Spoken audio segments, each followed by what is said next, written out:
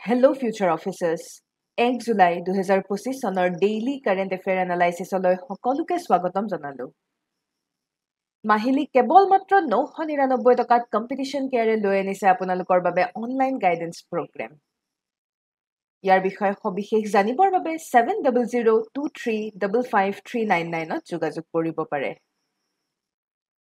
ইতিমধ্যে প্ৰিলিমছৰ ৰিজাল্ট অতি সোনকালে ঘোষণা কৰা হ'ব আৰু লাহেকৈ মেইনছৰ বাবে প্ৰস্তুতি চলোৱাৰ সময় যেহেতু সেয়েহে কম্পিটিশ্যন কেয়াৰে লৈ আনিছে আপোনালোকৰ বাবে মেইনছ গাইডেন্স প্ৰগ্ৰেম।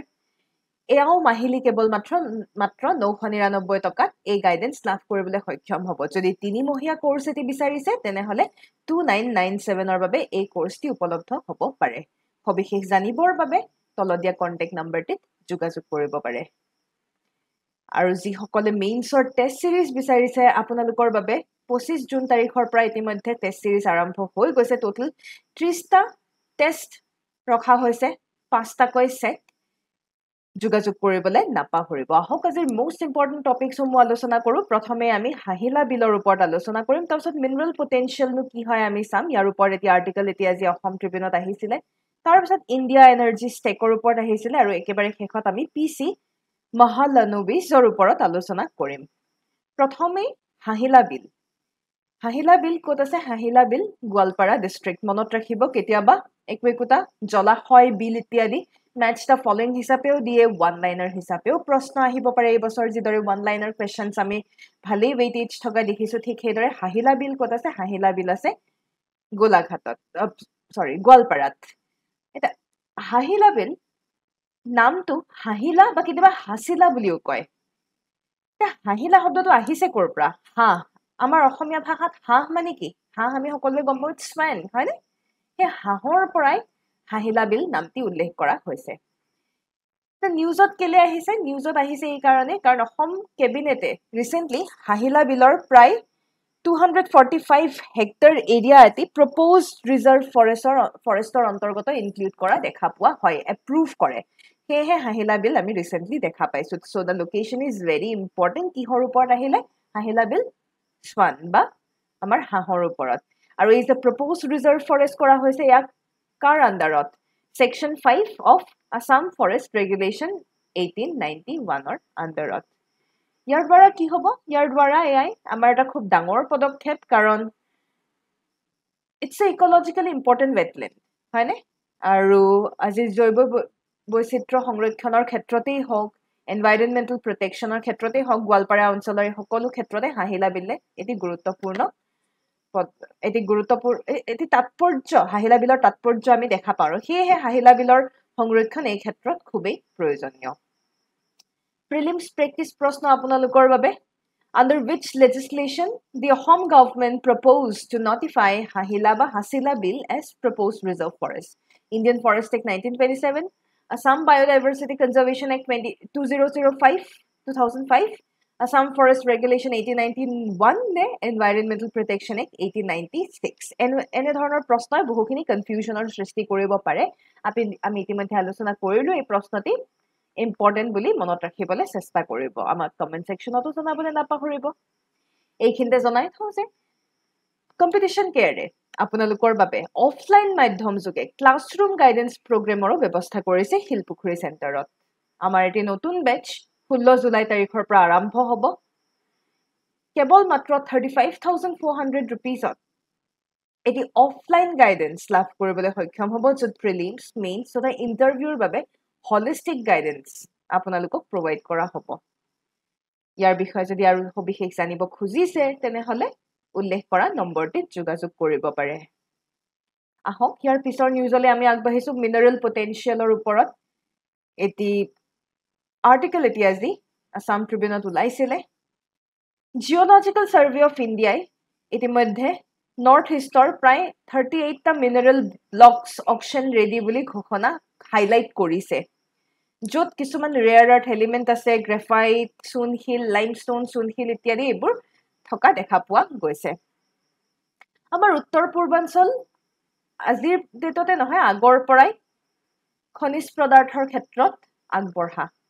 আৰু বৰ্তমান সময়ত চাব গ'লে মিনাৰেল ছিকিউৰিটিৰ আণ্ডাৰত ইটছ এমাৰ্জিং এজ এ কি ফ্ৰণ্টিয়াৰ বিশেষকৈ আমাৰ যিটো MMDR এক্ট আছে 2015 সেই MMDR এক্টৰ আণ্ডাৰত নৰ্থ ইষ্ট ৰিজন এতিয়া ফ্ৰণ্টিয়াৰ হিচাপে আগবাঢ়ি গৈ আছে আৰু বিশেষকৈ ফ'কাছ কৰা হৈছে কিছু গুৰুত্বপূৰ্ণ ক্ৰিটিকেল আৰু ইণ্ডাষ্ট্ৰিয়েল মিনাৰেলছ কিয় কাৰণ এই ক্ৰিটিকেল আৰু ইণ্ডাষ্ট্ৰিয়েল মিনাৰেলছসমূহ আমাৰ ভৱিষ্যতৰ টেকন'লজিৰ বাবে প্ৰয়োজনীয় তাৰোপৰি আমি বৰ্তমান যিটো ক্লিন এনাৰ্জিৰ পাৰ্চপেক্টিভত ফ'কাছ কৰি আছো ক্লিন এনাৰ্জিৰ বাবেও খুবেই ইম্পৰ্টেণ্ট অলপমান ইতিহাসলৈ উভতি গ'লে দেখা পাম যে তাহানিৰ দিনতে আহোমসকলে ৰিচোৰ্চেছসমূহ বা আমাৰ খনিজ পদাৰ্থসমূহ ছাষ্টেইনেবলি লোকেল মানুহৰ বাবে লোকেল ৱেলফেয়াৰৰ বাবে সেই তাহানিৰ দিনতে ব্যৱহাৰ কৰা দেখা পোৱা গৈছিলে লাহেকৈ ব্ৰিটিছে আহি অলপমান কেপিটেলিষ্ট এক্সপেনশ্যনত ফ'কাছ কৰিলে যেনে আজি পেট্ৰলিয়াম এক্সট্ৰেকশ্যনৰ ক্ষেত্ৰতেই হওক চাহ টি প্লান্টেশ্যনৰ ক্ষেত্ৰতেই হওক য'ত লোকেলৰ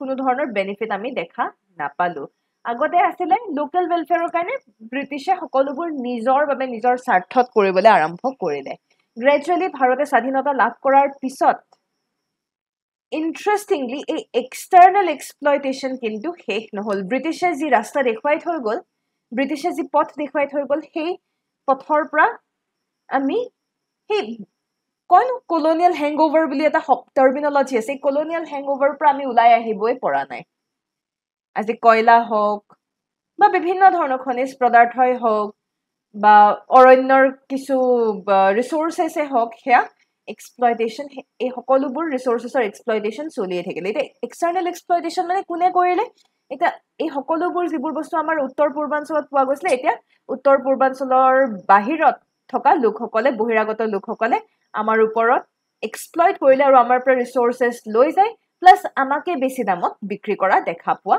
গ'ল সেয়েহে বৰ্তমান আমাৰ অবজেক্টিভ হৈছে আমি নৰ্থ ইষ্টক কিদৰে ফ্ৰণ্টিয়াৰ হিচাপে আগবঢ়াই লৈ যাব পাৰোঁ আৰু north east is the great way for India হয়নে আৰু এই ক্ষেত্ৰত আমাৰ যি মিনাৰেল বেছ সেই ভাৰতৰ মিনাৰেল বেছ ষ্ট্ৰেংথেন কৰাৰ বাবেও ইম্পৰ্টেণ্ট ইতিমধ্যে মই আপোনালোকক কৈছোঁৱে ক্লিন এনাৰ্জিৰ বাবে আমাক গ্ৰেফাইট লাগে ভেনেডিয়ামৰ প্ৰয়োজন হয় ৰেয়াৰ আৰ্থ এলিমেণ্টসমূহৰ প্ৰয়োজন হয় তাৰোপৰি চিমেণ্ট ইণ্ডাষ্ট্ৰীৰ বাবে আমাক কি লাগে চূণশিল লাগে কয়লা লাগে হয়নে অবভিয়াছলি এই সকলোবোৰ আমাৰ আজি গোটেই ভাৰতবৰ্ষৰ বাবে এই সকলোবোৰ খুবেই গুৰুত্বপূৰ্ণ আৰু এই ক্ষেত্ৰত আমাৰ উত্তৰ পূৰ্বাঞ্চলে গুৰুত্বপূৰ্ণ ভূমিকা গ্ৰহণ কৰিব পাৰে আৰু সেইকাৰণে আমি প্ৰচেষ্টা চলাই আছো কিদৰে নৰ্থ ইষ্টক অৰ্থাৎ উত্তৰ পূৰ্বাঞ্চলক মাইনিং ইনভেষ্টমেণ্ট জোন হিচাপে আমি কিদৰে ফ'কাছ কৰিব পাৰোঁ এই ক্ষেত্ৰত প্ৰচেষ্টা চলোৱা হৈছে যেনে আমাৰ বেদান্ত হওক ষ্টাৰ চিমেণ্ট অইল ইণ্ডিয়া লিমিটেডৰ দৰে যিসমূহ ইণ্ডাষ্ট্ৰীসমূহ ইতিমধ্যে অলৰেডি ইনভলভ হৈ আছে তাৰ উপৰি আমি অন্যান্য ইণ্ডাষ্ট্ৰীসমূহক বিচাৰিছোঁ যে তেওঁলোকে নৰ্থ ইষ্টত থকা পটেনচিয়েলখিনি দেখা পাওক and this is why mineral অকশ্যনৰ বাবে ইতিমধ্যে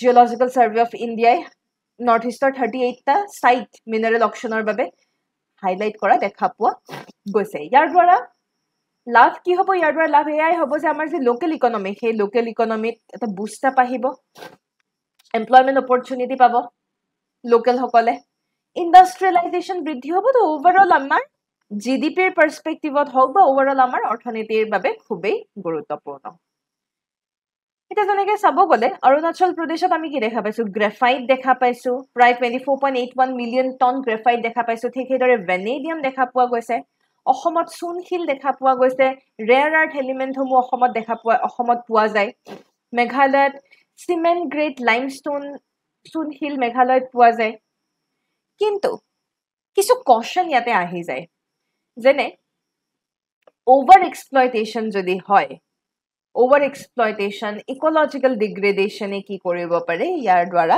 আমাৰ সমস্যা হ'ব পাৰে আজি চাব গ'লে আমাৰ এটা জিঅ'গ্ৰাফি আছে আৰু সেই জিঅ'গ্ৰাফি নষ্ট হৈ যাব পাৰে আৰু জিঅ'গ্ৰাফি নষ্ট হ'লে বিভিন্ন ধৰণৰ সমস্যা যে আহে সেয়া সকলোৱে গম পায় এই ক্ষেত্ৰত যদিও এটা 38টা ছাইট জিঅ'লজিকেল ছাৰ্ভে অফ ইণ্ডিয়াই অকশ্যনৰ বাবে হাইলাইট কৰিছে কিন্তু কি ইণ্ডাষ্ট্ৰিজ ইয়াত ইনভলভ থাকিব কোন ইনভলভ থাকিব কি থাকিব ইয়াৰ বিষয়ে ট্ৰান্সপাৰেঞ্চি খুবেই কম বেনিফিট শ্বেয়াৰিঙৰ ডেটাসমূহৰ ট্ৰান্সপাৰেঞ্চি খুবেই কম যিটো আমাৰ লোকেল পপুলেশ্যনৰ বাবে এটি বিৰাট ইম্পৰ্টেণ্ট এটি conscious point it is raising চাম কনচাৰ্ণ আৰু আমি সঁচাকৈ ক'ব গ'লে অসমৰ পৰা শিক্ষা ল'ব লাগিব কাৰণ অসমে ইয়াৰ ভুক্তভোগী আমাৰ ইয়াত পেট্ৰলিয়ামৰ আমি ইয়াত পেট্ৰলিয়াম ৰিচোৰ্চেছ বছৰ ধৰি আজি অইল ইণ্ডিয়া লিমিটেডৰ কথাই কওক বা ONGC ইত্যাদি আজি আছে কি কাৰণে because we have these petroleum resources হয়নে কিন্তু এতিয়া লাহেকৈ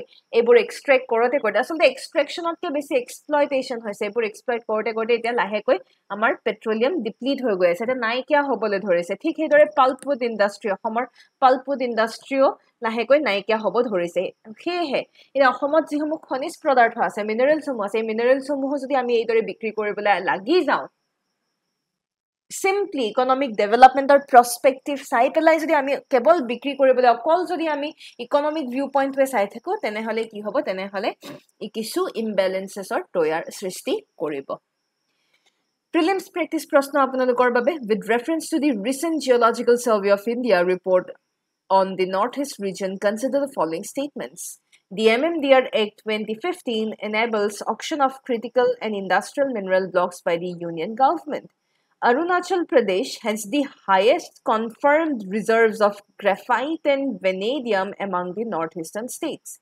Assam leads India in the production of cement-grade limestone.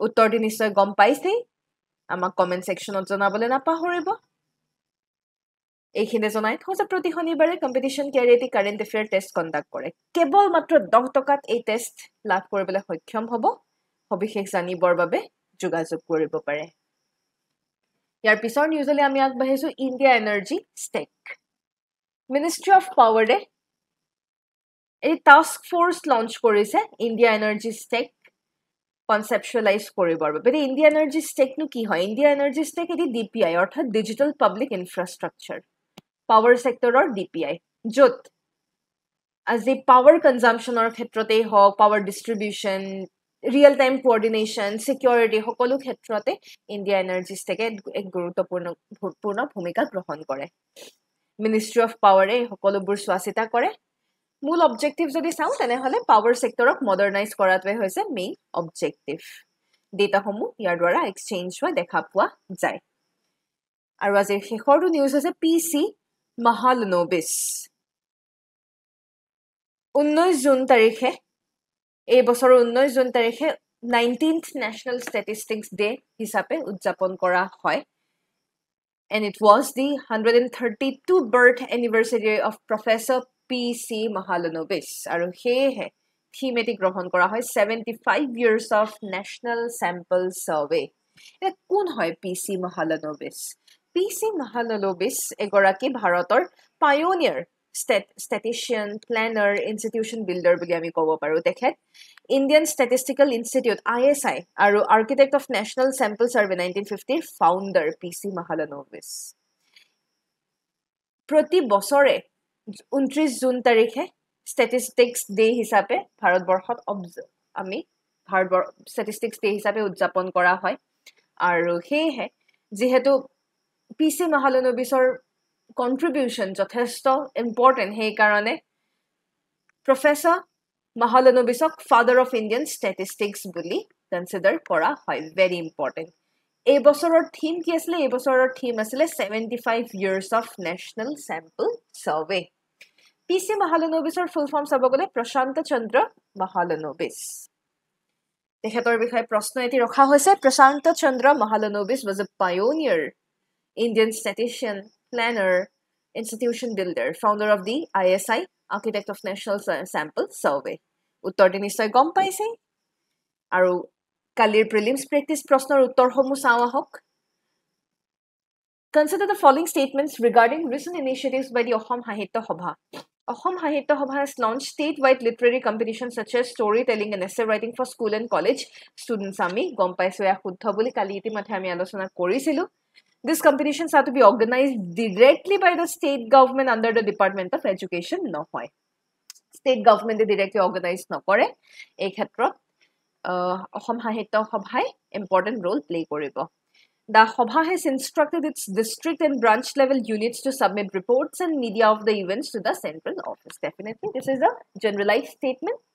Then option 1 or 3 শুদ্ধ ইয়াৰ পিছৰ প্ৰশ্নটো আছিল সুগম্য ভাৰত এপৰ ওপৰত কালি আমি ইনফ্ৰাষ্ট্ৰাকচাৰ ইনক্লুচিভিটিৰ ওপৰত পঢ়িছিলোঁ সুগম্য ভাৰত এপ এই ক্ষেত্ৰত খুবেই ইম্পৰ্টেণ্ট ইটছ আ crowd source mobile platform that allows users to report accessibility related barriers in public infrastructure, transport and ICT system শুদ্ধ department of empowerment of persons with ডিজেবিলিটিজৰ দ্বাৰা লঞ্চ কৰা হয় শুদ্ধ 21 চনত লঞ্চ কৰা হৈছিলে এয়াও শুদ্ধ তিনিওটা ষ্টেটমেণ্ট আমাৰ শুদ্ধ এয়াই আছিল আজিৰ সবিশেষ কিবা ইনকুৱাৰী থাকিলে উল্লেখ কৰা কন্টেক্ট নাম্বাৰটিত যোগাযোগ কৰিবলৈ নাপাহৰিব ধন্যবাদ জয় আই অসম